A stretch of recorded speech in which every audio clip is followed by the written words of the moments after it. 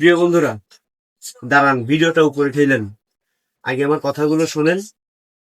আমি কি বল, এই যে যে রেটটা আছে এই জায়গা, আপনারা ভালো করে লক্ষ্য করুন। এরকম সিচুয়েশনে যদি আপনার রেটটা থাকে, তাহলে আপনারা রেটটা কিভাবে পকেটে দিবেন? রেটটা হবে না টপ, হবে না টান, যাবে না সেকেন্ড পকেট, যাবে না থার্ড পকেট। এখন এই রেটটা দেওয়ার জন্য সহজ একটা পদ্ধতি আছে। টপ দিলে যাইতে পারে, কিন্তু রিস্ক।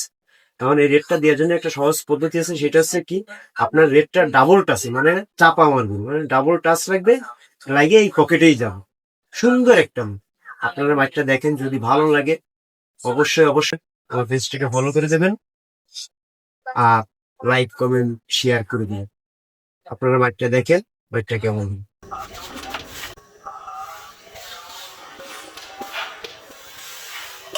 এই যে